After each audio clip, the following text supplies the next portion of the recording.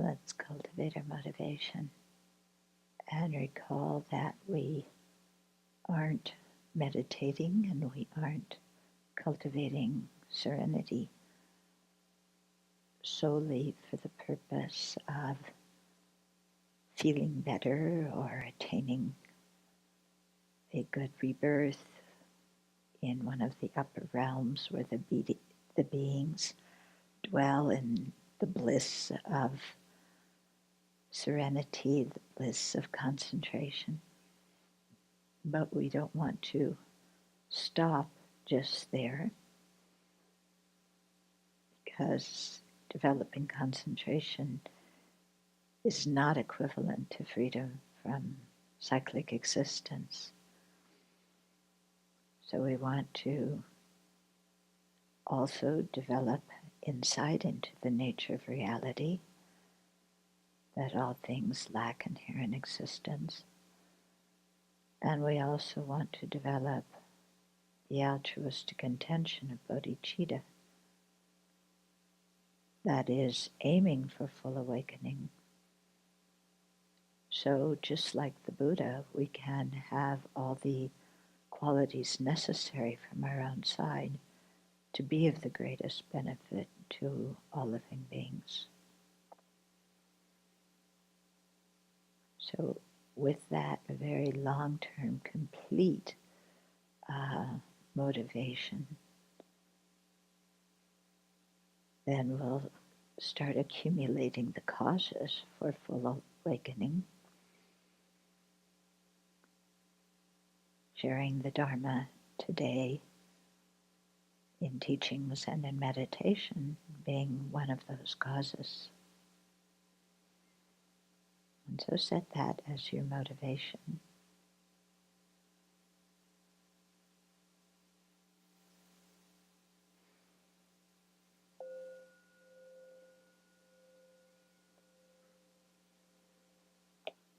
Yesterday we went through some of the external and internal prerequisites for developing concentration that we want to work on in our lives, that facilitate our Dharma practice in general and developing concentration in particular. Yeah. And so we, to really progress on the Dharma, we have to make some changes in our external lifestyle and in our internal lifestyle, you could say too, in the sense that Dharma makes us question everything about our lives. Okay, you have to question everything. So if you're attached to certain viewpoints, to certain opinions, to certain likes and dislikes, and the way you think things should be, then that kind of attachment is going to impede the growth of wisdom that is willing to go into deep analysis about how things exist on the ultimate level and how things function on the conventional level. Yeah, so Dharma practice isn't like we keep our samsara nice and comfortable over here with all of our attachments and our likes and dislikes and privileges and opinions and, how I think the world should be. And I keep it all over here very nicely. And then I want to feel better because not everything works so well over here. So I take a little Dharma and sprinkle it on top. Kind of like, those little sprinkles. Remember that you put on cake? And then that way I can have samsara and nirvana at the same time. Yeah? So often when we start out on the path, this is, if we're honest, this is really what we want. We want samsara and nirvana at the same time. The problem is that they don't function together very well. They're kind of like, if you're in samsara, you're not in nirvana. And if you're in nirvana, you're not in samsara. Okay? Um, so kind of you're taking a little bit of this and a little bit of that and blending it together is not really going to work. So the Buddha didn't expect everybody to be aiming for nirvana or for full awakening. And so he also taught many things to help people just, remain in their ordinary life because that's what they want, but to improve the quality of that life by diminishing attachment a little bit, helping to control anger, how to create merit, so that one can have a good rebirth and die without regret or die without fear. So the Buddha taught a lot of methods like that, according to people's wish and according to people's, what they're seeking. Yeah. Uh, so that's fine, and that helps improve people's quality, the quality of life in this life. Yeah. So the Buddha didn't kick those people out of his audience and say, well, you don't want full awakening, so get out of here. Um, he realized, okay, it takes time for people to develop qualities. And he met them where they were at. And so if he could help people live a more ethical life and be kinder to each other, yeah, that's great. That helps people in this life. It helps them to create good karma and avoid, destructive karma. So it helps them have a better future life, and it helps society live more peacefully. So there's only benefit for that. Yeah. And then for the people who were interested in nirvana or liberation, then he taught, you know, serenity. He taught insight so that people could really go deeper into the nature of reality. And for people who had a very strong altruistic intention and sought full awakening, so that they could, not only attain liberation themselves, but help everybody else attain it, then he taught those people the bodhisattva path. Okay? So he really, this is one of the Buddha's great qualities of kind of being able to see people's different dispositions and teach accordingly. Yeah? And so sometimes, you may hear teachings that maybe are more advanced than your motivation. Okay? That's okay. No problem with it. Yeah, you can just listen and say, that's very nice. Put it on the back burner for right now. Okay, and then practice, what you're interested in and what is helpful to you right now. Okay, and then by doing that, then slowly, your understanding develops, your interest in the Dharma develops, and you can go deeper. Yeah, and that happens, I think, very naturally, very gradually, because we all come to the Dharma with different karmic imprints from previous lives. Yeah, we don't come to this life as fresh slates. Yeah, how many of you are parents? Oh, a lot. Yeah. If you have more than one child, or even if you have one child, did they come in as fresh slates? Or did they come in with personalities? They came in with personalities, didn't they? Yeah, even as infants. even 1, 2, 3 days old, there's some personality there. So that indicates different things, different characteristics that were developed in previous lifetimes. What they're familiar with, how they respond and react to different stimuli. And so it's quite evident we don't come in as blank slates, okay? We get conditioned in this life so that what we bring from past lives, the good qualities can be enhanced or they can be oppressed depending on, what environment we're conditioned in this life. And similarly, we may have very bad habits from previous lives.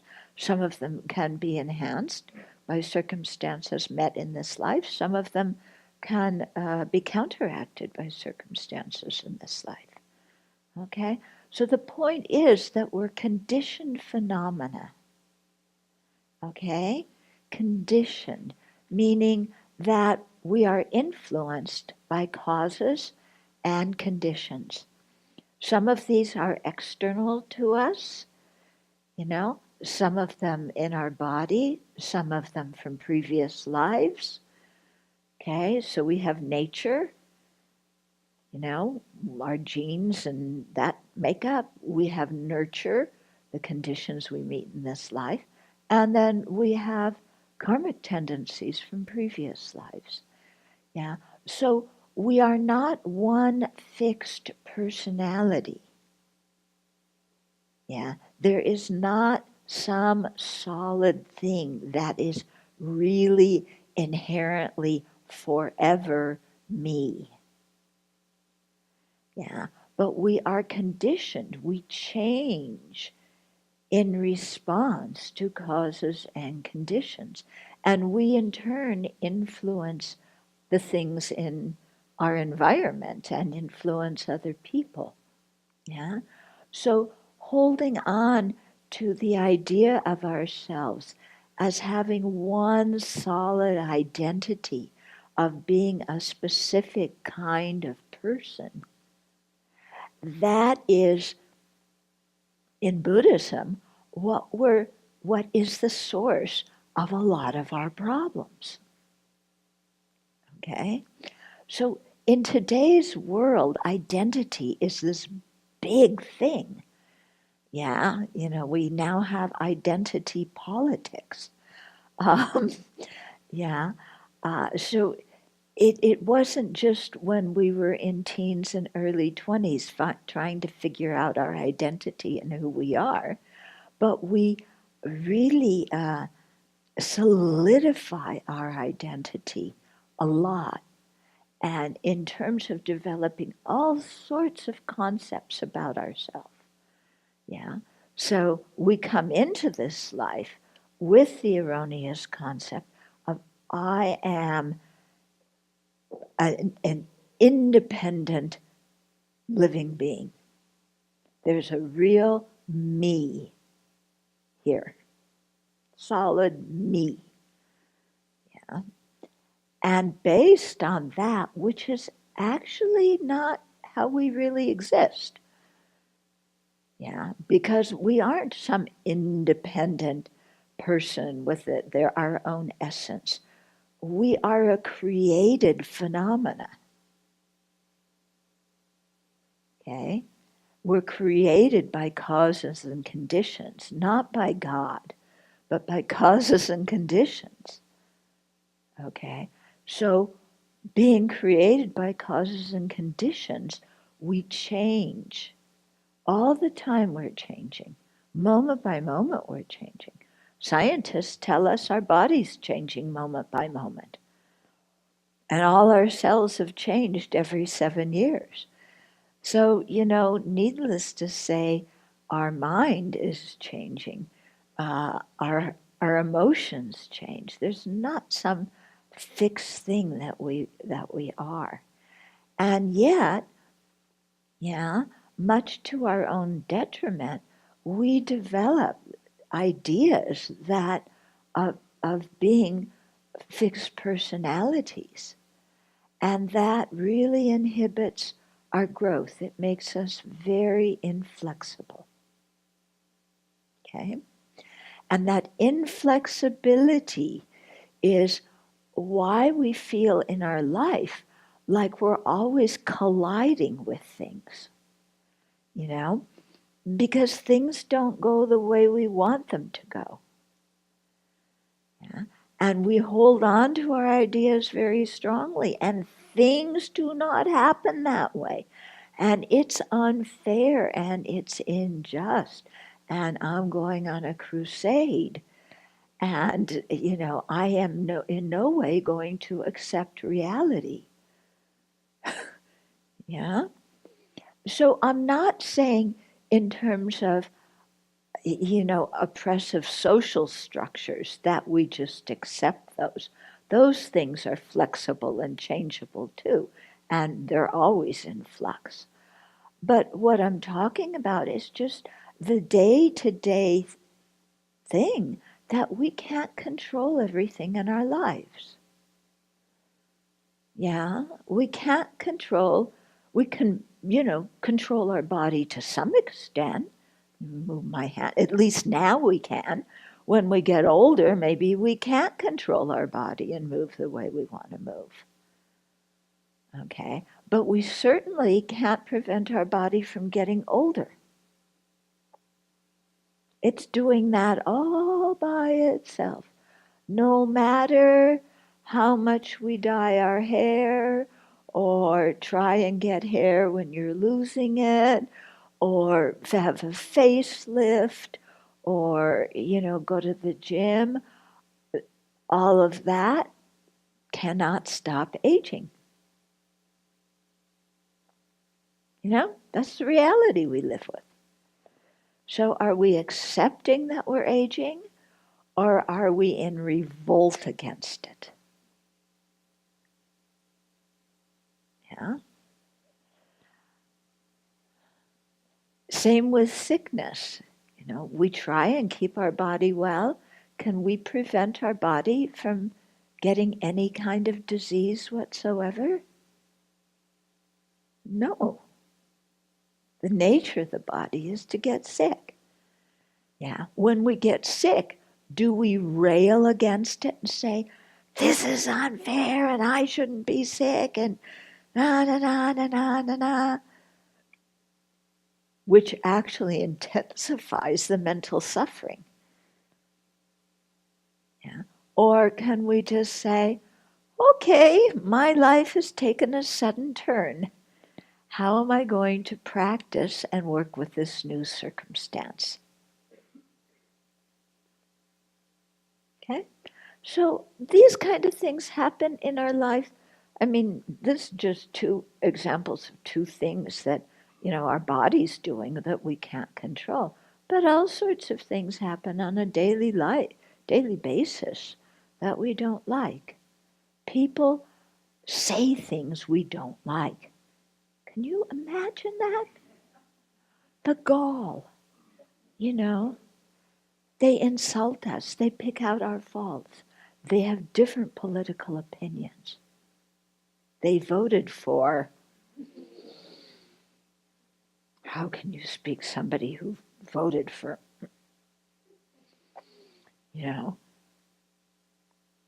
and, so we respond to everything with so much, either clinging attachment, not wanting it to change, or pushing it away. We can't stand it. And so then we're unhappy,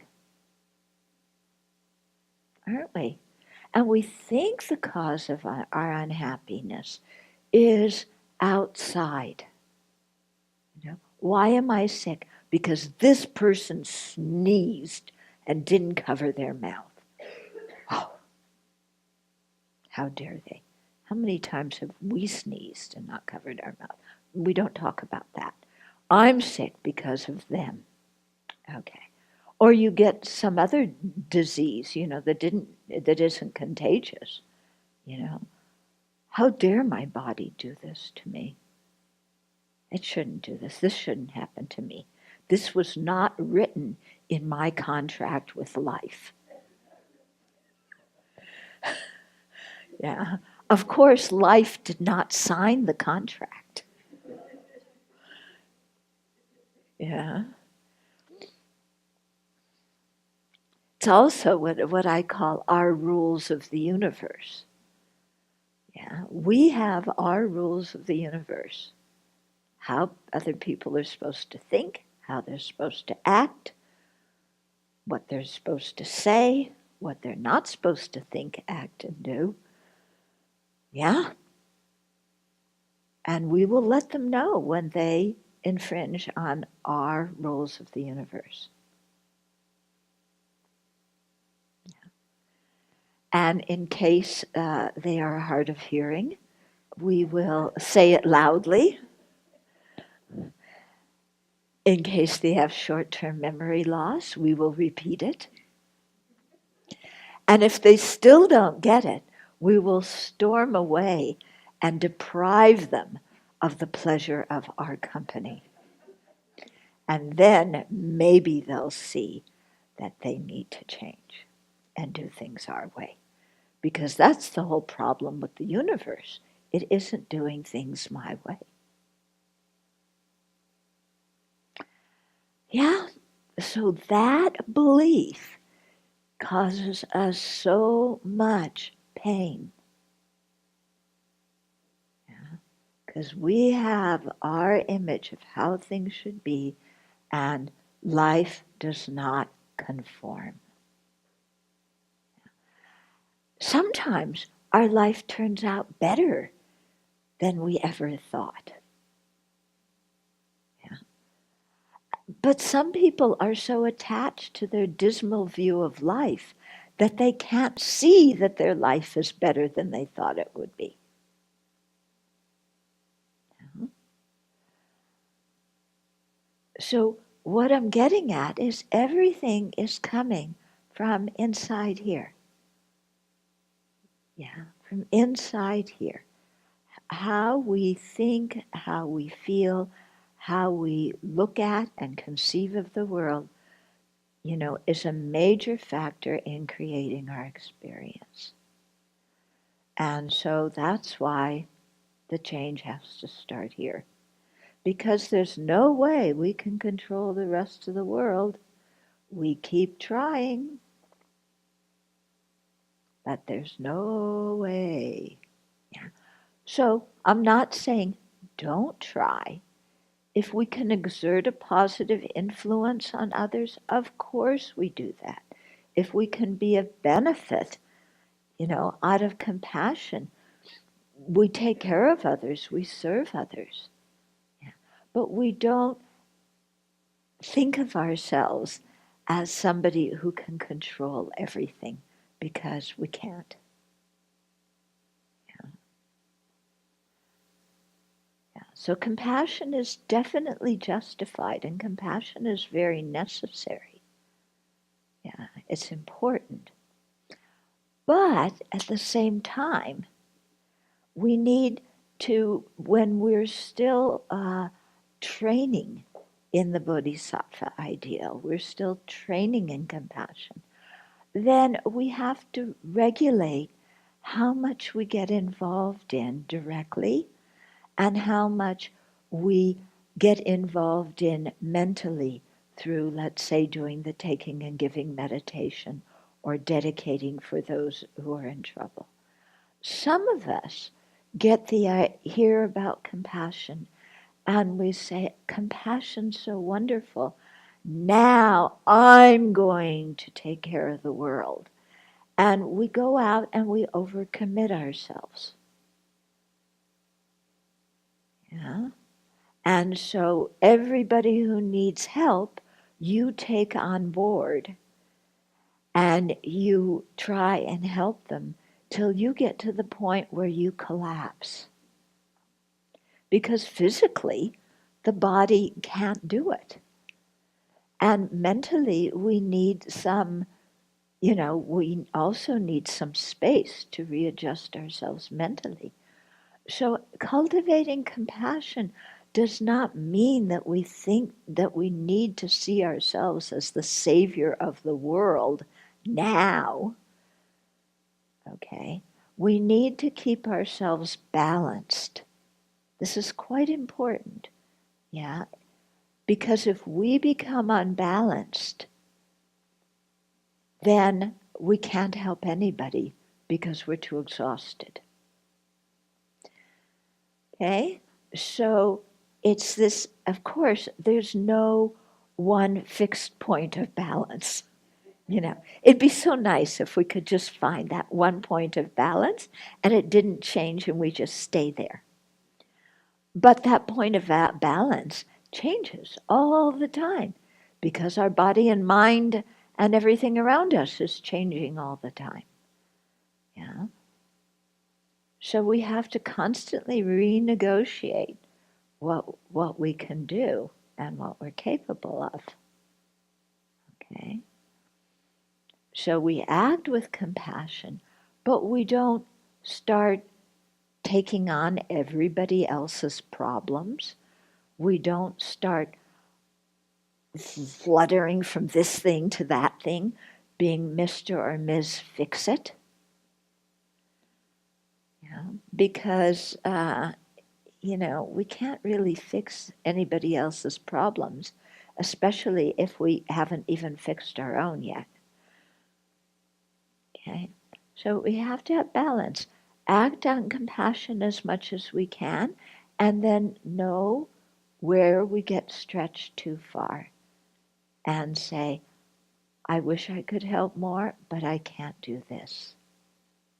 Yeah, but that doesn't mean you ignore other people's suffering. Yeah, maybe we can't help in the way we wanted to, because let's say it takes too much time, or we don't have the ability to do what needs to be done.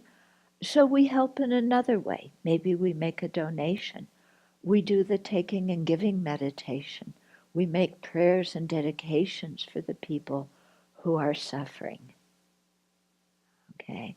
So in our heart, we remain engaged, even though we may not be able to do anything physically or directly to help at this moment. Okay? But then our ability increases, and so we can take on more things. Or our body gets exhausted, and then we have to take on less things. Okay? So it's just this thing of being balanced. So it's difficult to find balance. So we need to nudge ourselves when we're lazy, which means we need to discriminate between when I'm truly tired and when I am lazy. Okay, those two things are different. Yeah, truly tired is different than I don't feel like it. Okay? So when we're, in the state, I just don't feel like it. I don't want to do this. This is, nah. Yeah. That's different than being really tired. In those circumstances, we need to look at our motivation and pull forth a more compassionate motivation. Sometimes nudge ourselves, encourage ourselves to do a little bit more than we think we can do. And then that builds confidence because we see, oh, I can do more than I think I can do. Yeah. So we nudge ourselves in certain circumstances. And for those who want to save the world and be Mr. and Miss Fix-It of everybody's problems, those people need to, cool it a little bit. Yeah, let's be realistic here. What am I capable of? And what really is the best way to help somebody? Okay. So it's not like these things are clear and easy, but this is how we grow. Yeah, all the challenges we meet in life, these are all conditions for growing. And what we want to do is grow, isn't it? Yeah. Because the alternative is staying in our own dinky samsara, which is really not so pleasant. Let's continue on with what Xi, the Chinese master, is telling us. So we talked about the conditions, and now removing hindrances. Okay, and so in both the Pali tradition, the Sanskrit tradition, and within the Sanskrit tradition, in Tibetan Buddhism, in Chinese Buddhism, there are 5 hindrances that everybody talks about that need to be abandoned to create serenity. The first one is sensual desire. Second one is malice. Yeah. Third one is, I'm going to give them in proper order here, is lethargy and drowsiness, lethargy and sleepiness. Fourth one is agitation and remorse. And fifth one is doubt, deluded doubt or afflictive doubt. Okay, so let's go look at these. Because here they're presented as hindrances to generating serenity, which they are, but they're also hindrances to having a happy life, and they're hindrances to ethical conduct, and they're hindrances to any good we want to do in the world. Okay, so don't just think that they're hindrances to serenity. Don't just put them in that box. Okay, so the first one is sensual desire. Yeah? So this is attachment to sense objects. So at the basic level, nice things, seeing nice things. We want a beautiful looking house, nice sounds, the kind of music that we want to hear, nice smells, perfume, cologne, whatever it is, nice taste, the kind of food we like, nice tactile sensations, either the right temperature, people stroking us, soft, not rough, whatever, Okay? So those 5 sensations, so we need to reduce our attachment to these things, because when we're very attached, then we spend all of our time chasing these things. Yeah. Now, we may, it sounds like, okay, when we say sensual desire, okay, I just, pretty things, I won't be so discriminating about them. Nice sounds, okay, I can, live without music, and we just think of just the raw sense data. But then there's a whole other layer that comes from sensual desire, which is attachment to praise, attachment to reputation. Okay.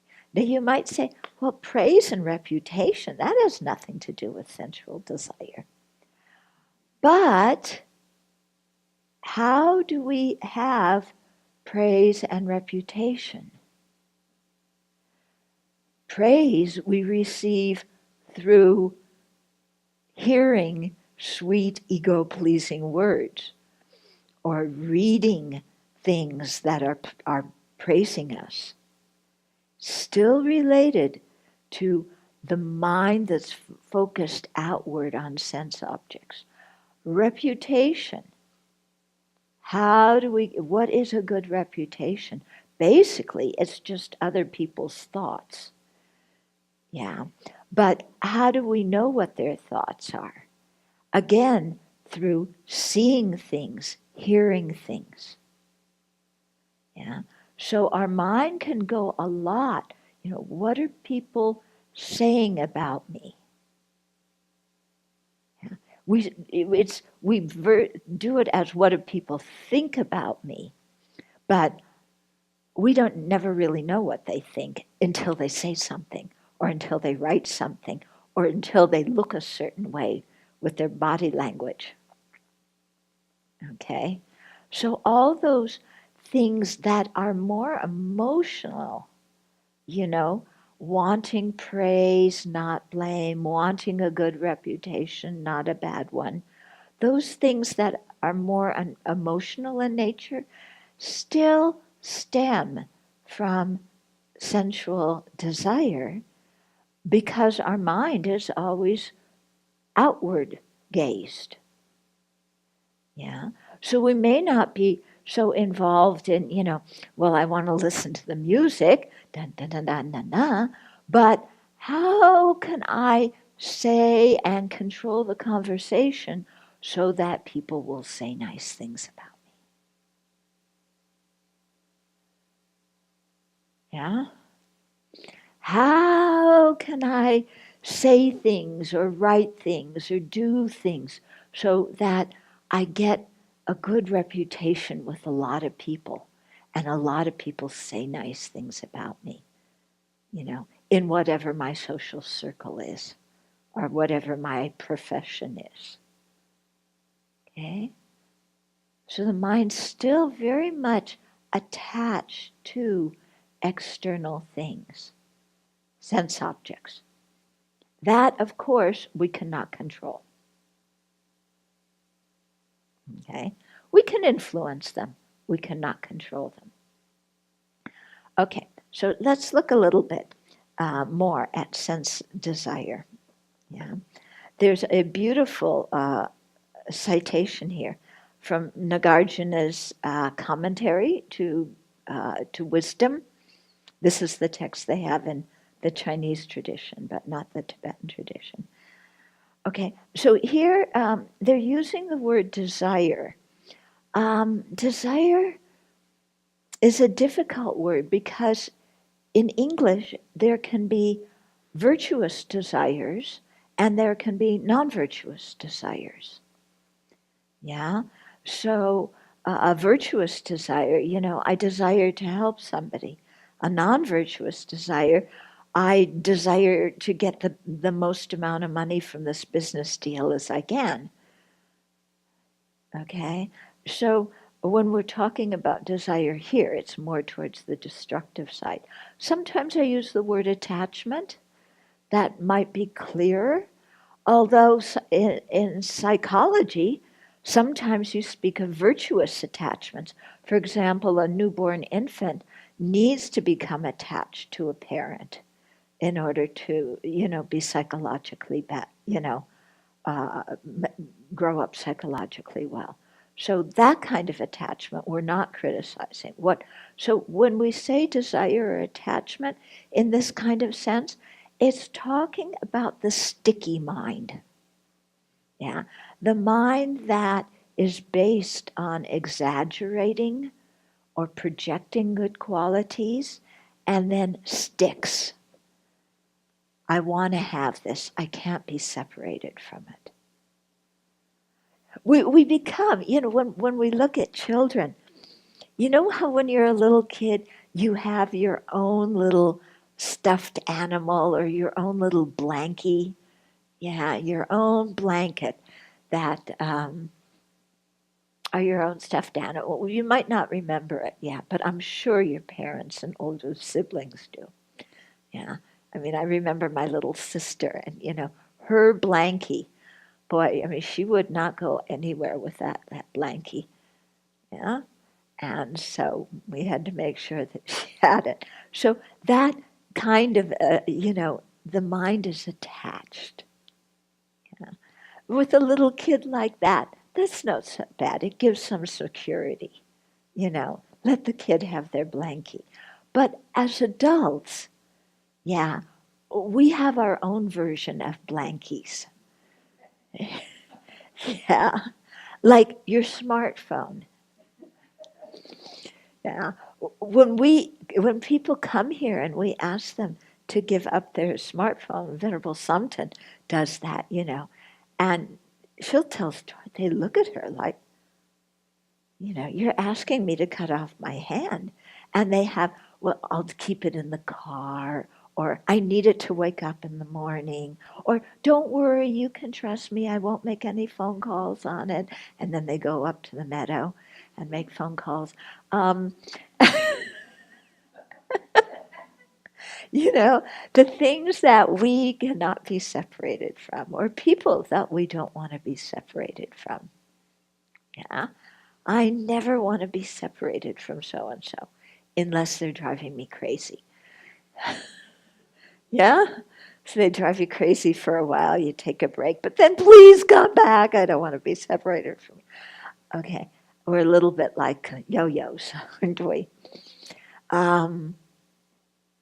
Okay, so let's hear, this sticky mind.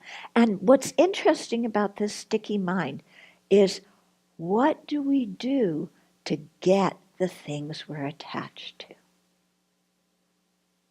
Yeah?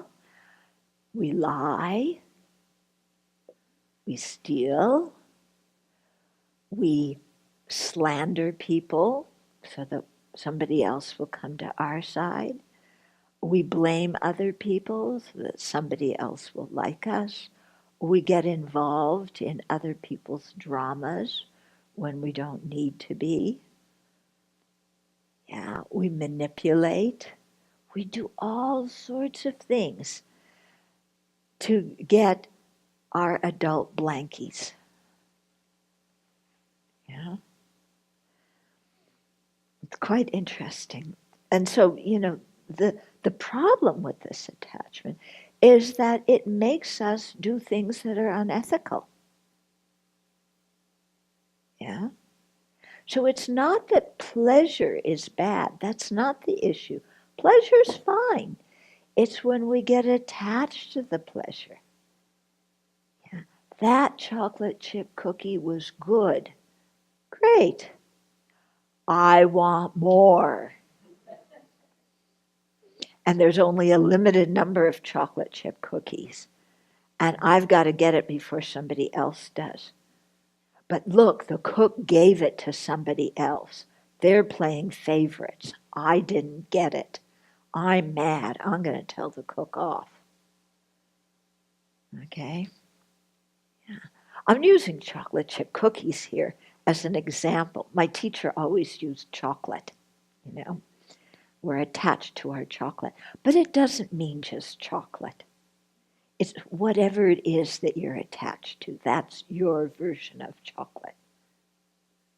Okay? Could be sex. It could be sweet words. It could be, certain music, your iPod or iPad or iPill, or I don't know, everything is I these days. Do you notice that? I table, I chair. Everything revolves around me. Yeah. Yeah, where did they come up with that thing, iPad? Can't they just say pad? Yeah. Yeah, I'm surprised they say YouTube instead of iTube. Yeah, but it's you do so that you can watch I do something. Yeah. Oh. Okay, here's what Nagarjuna says. There's several quotes, when we go through the 5 hindrances for Nagarjuna, I think I find them quite beautiful. Okay, so desire is the net of the demons and an entangling web from which it is difficult to escape. Because our minds exaggerated the qualities or projected qualities, and we have to have this. We cannot be separated from it. Yeah. So we may say chocolate, but what about somebody else's attention? I want attention from somebody else. Yeah. It's like the net of the demons and an untangling web. That person's intention is not the web or the demons. my sticky mind that says I have to have their attention. I need their attention. The world owes me something. Yeah, that's where the difficulty comes from. Okay? Desire constitutes a burning heat which dries up all bliss. Yeah? Yeah, you have happiness, you have bliss. Great. When we get attached to it, I don't want to be separated from this feeling. I have to have more. Give me more. Then instead of experience whatever happiness there is in our life, we are focused on an impossible kind of happiness. Yeah. So it dries up whatever happiness we do have. Desire, like drawing close to a fiery pit, is extremely fearsome.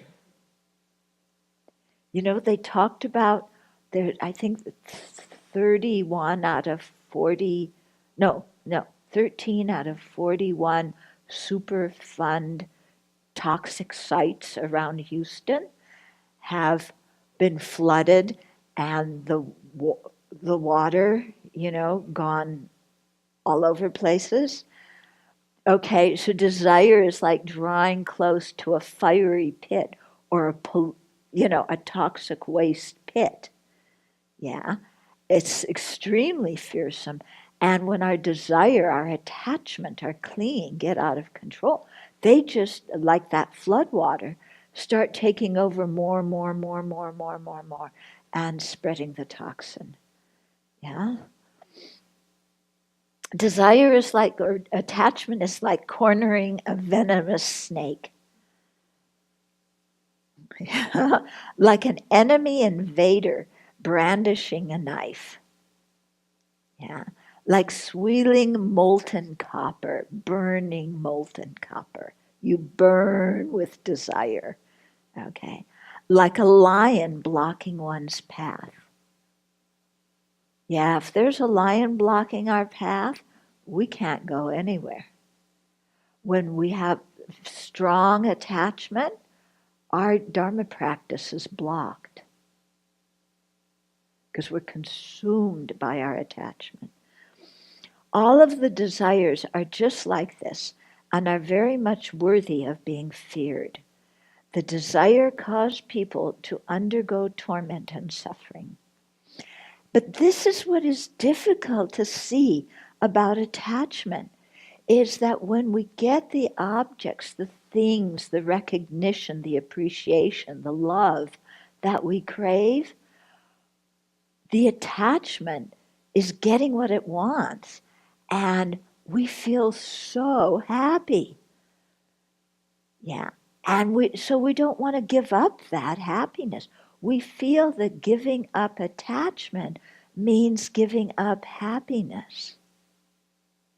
And so attachment becomes very difficult to recognize and very difficult to abandon because we mistakenly feel that or think that we're never going to be happy again if we give up attachment. Actually, yeah, if we can give up attachment, we'll be happier. Because if we look at how much of our unhappiness comes because of not getting what we desire, and then we think of if I wasn't clinging and craving and so attached to this thing and could step back, wouldn't my mind be much more peaceful? I wouldn't have so much suffering being separated from what I want. I could be more content. What we talked about yesterday, I want a car that is new like my neighbor's car. I want to do this, I want to do that. Always comparing ourselves, never having enough, never being enough, never doing enough. That all is based on attachment, desire. If we gave that up, we could still act, we could still do lots of things, and we would do lots more beneficial things. Yeah. But our mind would be free from, all that discontent of comparing ourselves to other people. Wouldn't it be nice to be free of that? Think about it. All that discontent. Wouldn't it be nice waking up in the morning and not having your first thought be, where's my tea or where's my coffee? I can't go to Sravasti Abbey because they don't have coffee. Believe me, I've heard that from some people. Yeah. And then some people come here. Right after they leave, where's the first place they go? Starbucks. Fine, I've been on this 2-day fast from coffee. I need a cup of coffee. Your mind is controlled by attachment to coffee. How are you going to get liberated like that? The Tibetans tell stories. Tibetans, they aren't attached to coffee. They're attached to butter tea, which in my mind is just as dreadful as coffee. I don't like either of them. They taste awful. But they tell the story of this one monk who was so attached to butter tea, And when he was dying, when you're dying, you can't control your mind very well. And all this attachment came from butter tea, butter tea, butter tea. And his friend is seeing he's dying, and this attachment, who knows where he'll be born, in a pot of butter tea or something. So his friend said to him, in the Pure Land, they have really good butter tea. Go to the Pure Land. Yeah, that's a real Dharma friend. Yeah. Of course, the Pure Land, once you're born in the Pure Land, you don't care about butter tea, Okay. But but you see, how attachment to even small things sometimes can make us so narrow, so closed. Okay. Those people who are attached to desire, who do not want to give up their desire, are like convicts in a prison. Okay? But, you're imprisoned by your own desire. Think about it. All the craving, I want this, I want that, I've got to have this, I need that. How all those thoughts imprison you and keep you from doing all sorts of other things because you might lose out on that desire, on the pleasure that you're craving. Yeah. Like the people who won't come to the Abbey because there's no coffee here. You miss out on a whole retreat because of attachment to coffee. Yeah. And so in our life, there's lots of things we, miss out on because we're clinging to something. It's like people in a bad relationship who can't get out of the relationship. Maybe that's convicts in prison we can relate to. People stuck in a bad relationship, maybe we can relate even more to. Yeah. You can't get out of it. You're so attached, And even, in situations of domestic violence, somebody will put up with getting beaten or being emotionally degraded out of attachment to somebody. Yeah. Because they're afraid without this person, who will they be? Without this person, how can they financially support themselves? So they don't seek alternatives that would free them from the domestic abuse out of attachment to somebody. Yeah, difficult. Very difficult, isn't it? Huh? Okay, so like convicts in a prison, like a deer caught in a corral trap. Sad thinking of a deer caught. Like birds ensnared in a net. Like fish who have swallowed a hook. Like a crow in the midst of a band of owls. They are like blind people approaching an abyss, like a fly caught in hot oil, like a peaceful person caught up in military combat, like one who has entered a river of boiling brine, like one who licks a honey-smeared blade.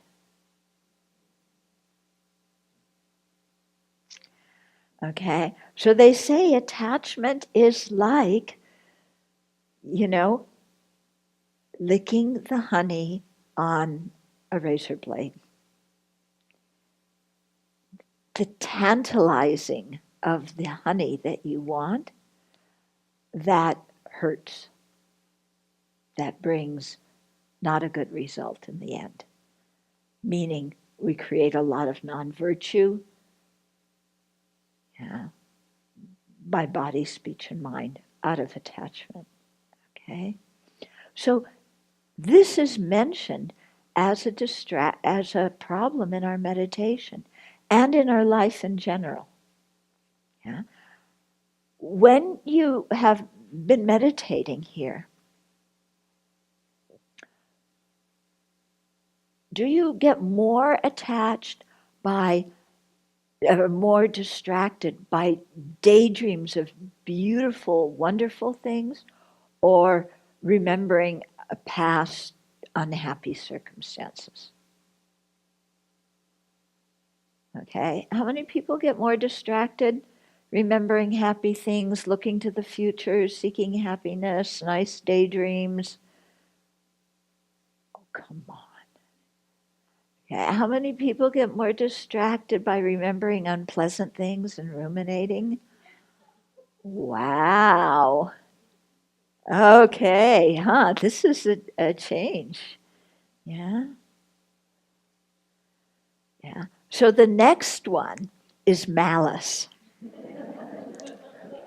For those of you who thought, well, I'm not raising my hand about the daydream of pleasant things, so I'm off the hook. Well, the next one is malice.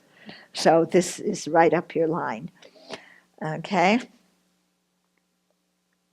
Okay. So malice is, holding grudges, resentment, wanting retaliation, ruminating with anger about what people have done.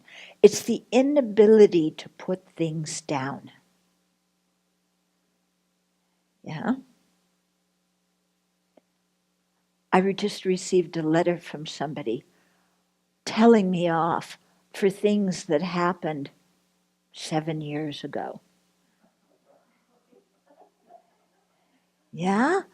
This poor person cannot put those things down all that time.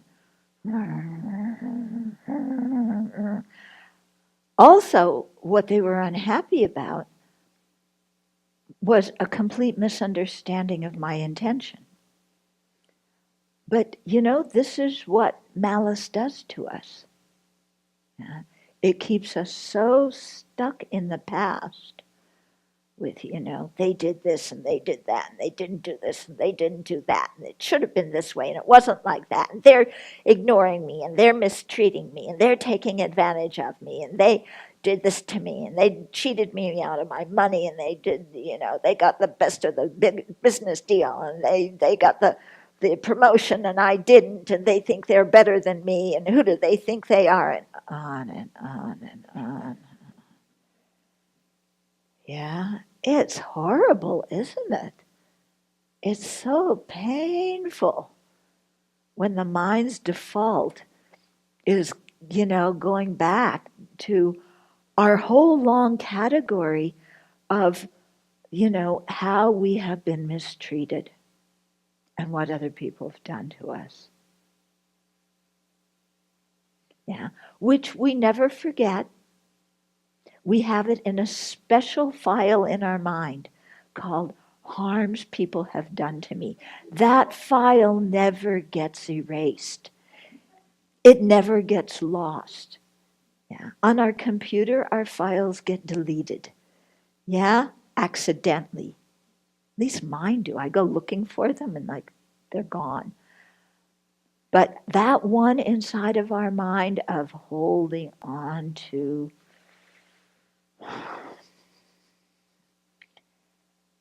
yeah, it makes us so miserable, doesn't it? So miserable. Can't put things down. Okay. Yeah. So here's what Nagarjuna says. So Shakra, who's the king of the gods, is asking the Buddha some questions, and then the Buddha replies. So what the Shakra is asking is, what thing is it which killed brings peace and security? What thing is it which slain one has no regrets? What thing is it which is the root of venomousness? It's an interesting word. And which devours and destroys all forms of goodness? What thing is it which slays and then one is praised? What thing is it which slain brings on no more distress? And the Buddha replies, if one kills anger, the mind will be peaceful and secure. If one slays anger, the mind will have no regrets. It is anger which is the root of venomousness. It is anger which destroys all forms of goodness. If one slays anger, all Buddhas offer praise. If one slays anger, one has no more distress.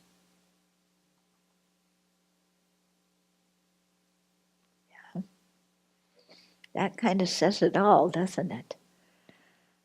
Yeah. So really, if we want to be happy, we have to put down our anger. Doesn't serve anybody. And it doesn't matter how right we are, because anyway, we're never wrong, are we? Each of us, from our own viewpoint, we're always right. But even if the world agrees with us that we're right and the other person's wrong, what good does it do to hold a grudge against the other people? What does that accomplish? Yeah. We just sit there and seethe in agony. I've got to get even. I've got to tell that person off. We're miserable. Totally miserable. Maybe some time for questions and comments? The first thing that came up to my mind talking about this is that for my own struggle around anger is my mind of being a victim through most of my life didn't help the situation, because as long as I felt that I was a victim, there was always a perfect reason for me to be angry at somebody, a situation, event, my life, because I was powerless and I was being done to rather than doing. Mm-hmm. So the more that I've worked on this sense of victimization, I've seen that the anger has somewhat been lessened over the years of my practice. Yeah. I do a fair amount of work with interpersonal violence, domestic violence, and sexual violence. And so I'd love to hear you talk a bit more about, especially the emotions around attachment and malice, and some of the victimization. Mm-hmm. Sometimes I see responses that are truly, and they are deeply traumatic. I see responses, sometimes it is idiot compassion, where it's just no attachment and back they go. Yeah. And sometimes I see where the the emotional response is very strong and there is anger there, and it is deeply useful for them to come away from the circumstance. But then sometimes it doesn't change over time and it doesn't transform at all. And so there are instances of victimization, clearly. So I'm just wanting to hear more about that. Thank you. Okay. That's actually like a huge topic. Maybe just I'd pick a few things out. I think it's us that makes ourselves into victims. Okay, now some people are going to get really upset. Okay? Because I think victimization is a state of mind. It may also be a way of describing certain social events. Yeah. People may oppress you. People may take advantage of you. The world may say, because you're the losing party, you were victimized. Okay?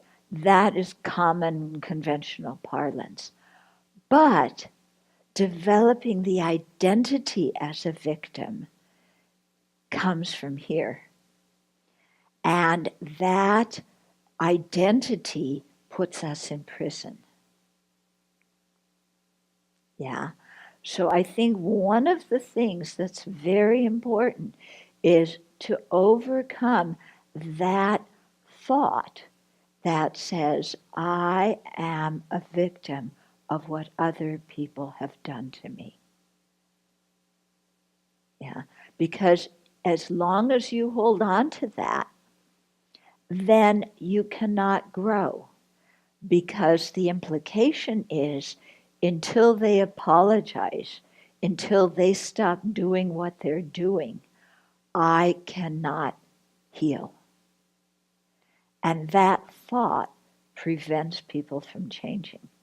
And it keeps them focused outside on what other people have done, which they cannot control, rather than inside on how can I look at the situation in a different way so I can learn from it, so I can call forth my inner goodness, so I can develop resilience.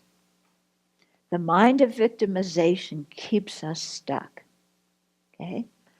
So we've all experienced situations in which we have not been treated fairly.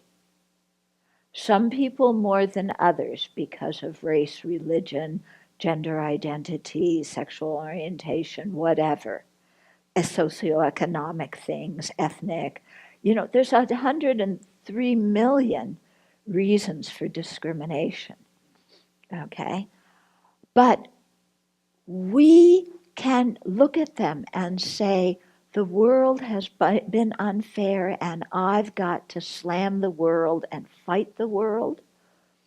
Or we can say, that has been unfair, but I am going to use that to develop my good qualities. Yeah. What those people have done to me, I will never do to anybody else. And you make that very strong decision right away. I'm going to learn from this experience in the sense that when I feel harm, then I will never do what has hurt me to somebody else.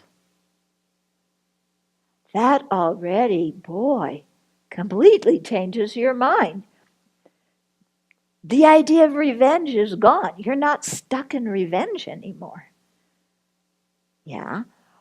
Or I will use that unfair situation to be resilient. I will not let people create my identity as a negative identity.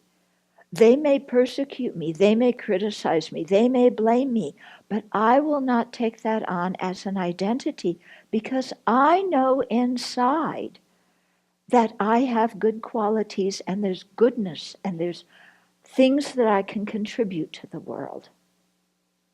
I have talents, I have abilities. People may not recognize them now, but I have those and I am going to develop them and I'm going to use them for the good of the world. You know?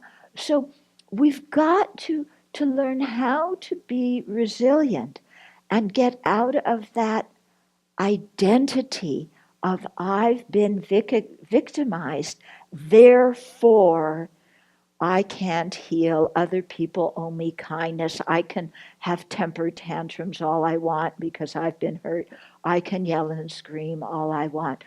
Because none of that really helps us get unstuck emotionally. So I think that in that kind of a relationship, both people are stuck. The person who is perceived as the aggressor is stuck in that cycle of being an aggressor and then feeling bad for being an aggressor. And the person who is a victim is stuck in the cycle of perceiving themselves as a victim and then trying to comfort or feel bad for the person who is the aggressor. So both of them are keeping each other in those roles. Yeah. I myself was in that situation twice, and I kept on pushing the responsibility to change on the other person, and then I ended those situations. I was the one who ended the situation when I decided that I was no longer going to be a victim. Yep. And that if I wanted to change the situation, I had to take it under my hands because the other person was not going to do it. Yep.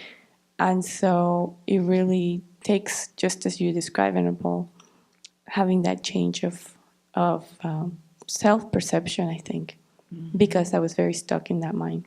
Yeah. And it was not helpful for either one. Yeah. As I've gone through this process of looking deeply at my actions and who I was and who I am, one of the things that I've had a tendency towards is looking back and making excuses, and such as, well, very, very young, or, you know, or didn't really have a mindset that was whatever condition, all these different factors. I'm sure that someone who's 60 would look back 20 years and maybe have a similar experience in that, you know, like, wow, that person didn't have the same tools or resources. Mm-hmm. I think it's important to have self-compassion, but I guess my question is, how do you, in understanding all of those different factors, and even if someone who's very young, how do you maintain a level of accountability on that basis? How do you come back to that individual and say, oh, well, there are things that could have been done or ways to think about that, as opposed to just considering all the different conditioning factors? Okay. So you're saying that often people at certain stages of their life, they don't have the tools to deal with things. Yeah. And so how to acknowledge that, but how to also acknowledge that they did have some tools, maybe. Yeah. So it's exactly that, you know. It's like, okay, you know, if things happen to you when you're a kid, yeah, you don't have those tools. Yeah. But so you didn't have tools to deal with things when you were a kid, let's say. But now you're an adult and you can develop those tools that you didn't have as a kid. So don't stay thinking like a kid. Yeah? Yeah. When you're little, you know, you didn't have that ability. You're an adult now. Yeah. Because the thing is, what is damaging isn't so much what the other person did to us or what society did to us. What keeps us in prison is our emotional response to it. Yeah, because somebody did something, but when we have a certain emotional response and then think that anybody, that's the only possible emotional response somebody can have to this situation. And we can't give ourselves any space to see any other way of looking at the situation. Then we keep ourselves in prison. Yeah. When you're a kid, okay, you don't have different ways of seeing a situation. We are no longer children. Yeah. Let's use our creative mind. And this is really what the Dharma teachings teaches. The Tibetans have this whole system called mind training. And one big chunk of it is how to transform adversity into the path to awakening. Yeah. And it's a very important part of the path, because if we can't transform adversity into the path to awakening, we're never going to get anywhere. Because adversity is the nature of samsara. Yeah. So we have to learn how to transform that. And look, and this is what the thought training teachings teach us, is how to look at situations from a totally different perspective, so that how it appears to you is completely different, and that thus the emotion you had towards it before just is no longer active. It doesn't fit the new way of looking at the situation. Of course, you have to practice looking at the situation in a new way many, many, many times. That's why we call it meditation. It means habituate. Yeah, because we have to that old habit of how to look at something is entrenched. We have to spend some time overcoming it, trying on the new way. But we definitely can. What you were just talking about as of adversity sort of being a leverage point for real development took me back to yesterday and some of the confusion that always arises when one is talking about karma in terms of punishment or cause and effect, because it seems in my life the times that have the greatest adversity or the most difficult times, I could and often do look at those as sort of woe me, or this is, what did I do to deserve this? But almost always that bad stuff that happens, or the really, really hard times, are where transformation can be most powerful. So in a way, it's a blessing, but only if you have the conditions and resources to sort of move it in a good direction. Yeah. We have to be the ones who transform it and move it, because we're the only ones who can work with our own mind. Yeah. So karma is not reward and punishment.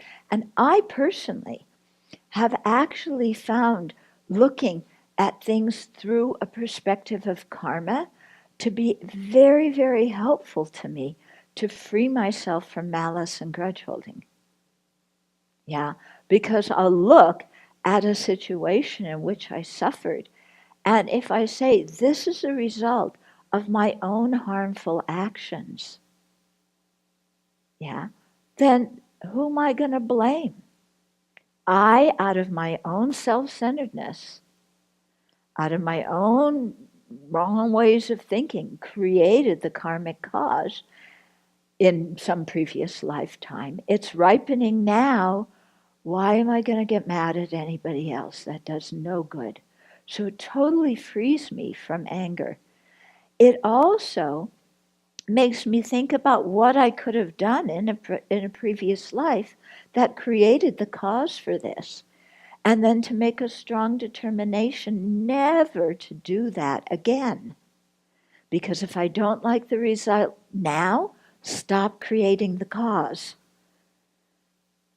Yeah, and I personally find that extremely helpful in dealing with adversity. Yeah, I don't see my adversity as a punishment. It's a result of things that I've done. And if I'm not willing to accept responsibility for things that I've done, if I can't admit that in this life or in previous lives I've done negative actions, then, oh my goodness, how am I ever going to grow spiritually? If I think I have nothing to purify because I've always been Susie Cream Cheese, and Pollyanna and everything else, then how am I ever going to grow spiritually? That's not going to happen, And even in this life, when things go wrong, I always look at what was my role in it. Because, there's always multiple factors. And chances are, even if something bad happens to me, well, I know I can think of one situation in which my life totally fell apart, okay? Looking back on it now, there were red flags that I ignored because of attachment. And I have to look at that and accept that. I can't put the blame on the other person. There were red flags, and I ignored them because I was attached. And I have to accept responsibility for that, because that's my part in creating the situation. They did their part. I can't change their part. But I have to now be more careful and more ascertaining. And when there are red flags, I need to recognize them and not let my attachment blind me. Yeah. So even this life, bad things happen. I've got to take responsibility for my part of it, not for other people's part of it. You see, what we often do is we take responsibility for what other people have done, but we don't take responsibility for what we've done. And it should be exactly the opposite, I need to take responsibility for what I've done. They take responsibility for what they did. I didn't make them do anything. They chose to do that. Yeah. But if I manipulated them so that they chose to do that, I need to take responsibility for my having a manipulative mind and not treating somebody else properly with respect. Okay? So just really teasing apart, what is my part in this, and accepting it. Because if I can accept responsibility, then I have power in the situation. If I cannot accept responsibility, then I have no power to change anything, because it's all coming at me like a tsunami and there's nothing I can do. Yeah? But if I accept responsibility, and it's painful sometimes accepting responsibility, and looking at our garbage, and looking at our bad intentions, and looking at how we let ourselves be deceived. Yeah, it's difficult. But if we can do that, then we have power to change the situation. Yeah? As long as it's somebody else's fault, we make ourselves powerless. That circles for me back to the victim and being stuck. Mm-hmm. We can let ourselves be the victim of our own mental health, our own habituations, and when we finally realize that we can get out of being stuck there, then we begin to deal with the flags we're throwing up ourselves. So I just have to say, I really like coffee. But when I think of some of the other things that I used to be attached to, like, that's progress. And I showed up for retreat. So, Yeah. but I did have something to say about renunciation, and that is, so one of the things that's always baffled, fascinated, and inspired me at the same time was householders that achieve a high level of realization. I'm thinking of somebody in particular in the Pali tradition, Deepa Ma. Yeah. Wonderful. And she had children and a husband Mm-hmm. and was, by all accounts, a very highly realized being. So, like, in some sense, that is to me like sprinkling the nirvana with samsara. It is almost like eating the cake and having it, because how do you explain that? And so, I mean, it's just, I don't think she was attached to her husband and her kids. wow. And she, really took on the role of a teacher, meaning she spent less time with her family. Yeah. So there. Karmic, Huh? too, in terms of, could also be karmic. Obviously, I mean, I'm sure it is karmic in terms of her realizations coming from other lifetimes. Yeah, a lot of stuff from other lifetimes, true.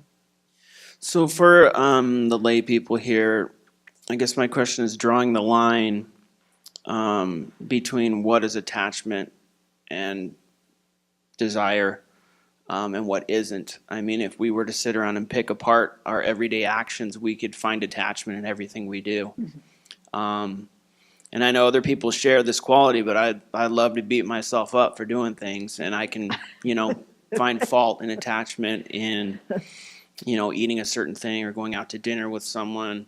If I love this person too much, I'm probably attached to them. I mean, it can get to the point where you feel like everything you're doing is wrong, So Yeah.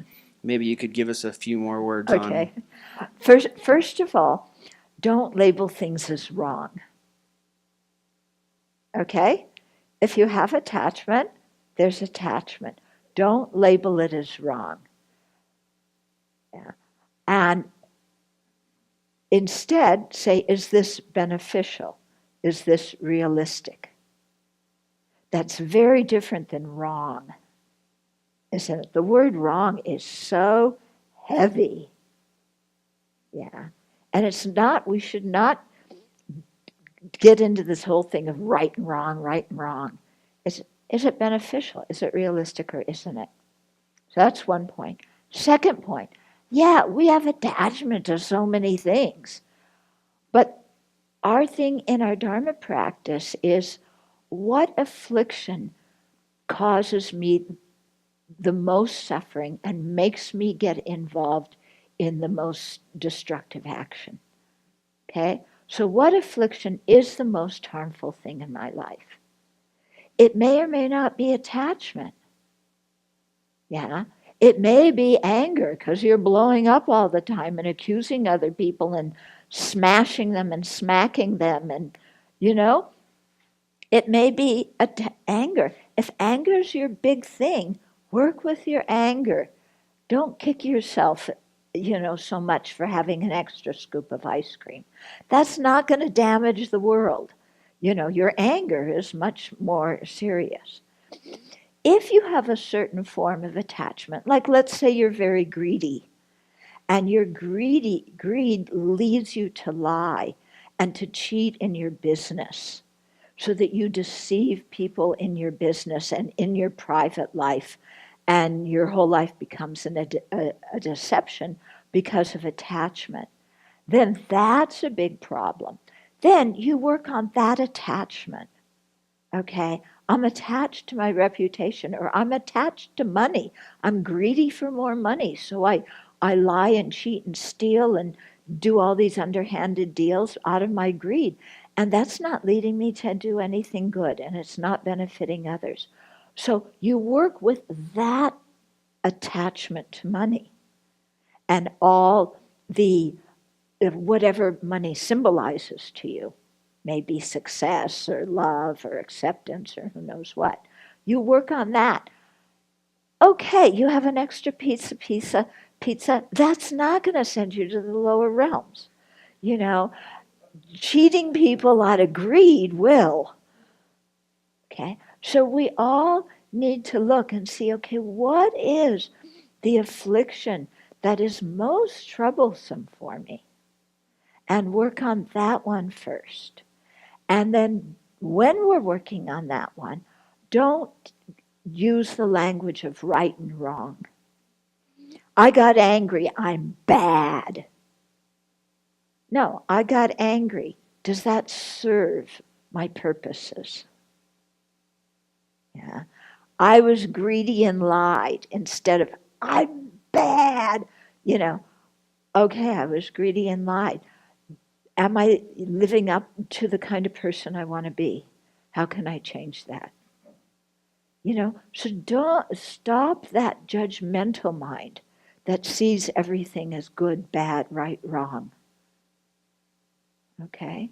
We need to be kind to ourselves, And, just okay. I'm not a Buddha yet. That's okay. It's really okay. The Buddha's not sitting there going, I've been guiding you since beginningless time and you're still not a Buddha. Boy, what kind of appreciation for me are you showing? Huh?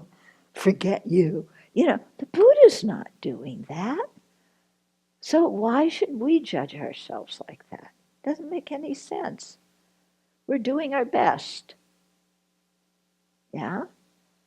So if you look at it as I'm doing my best, then every time, you do just a little bit that you weren't able to do before, then you rejoice in your own virtue and you encourage yourself.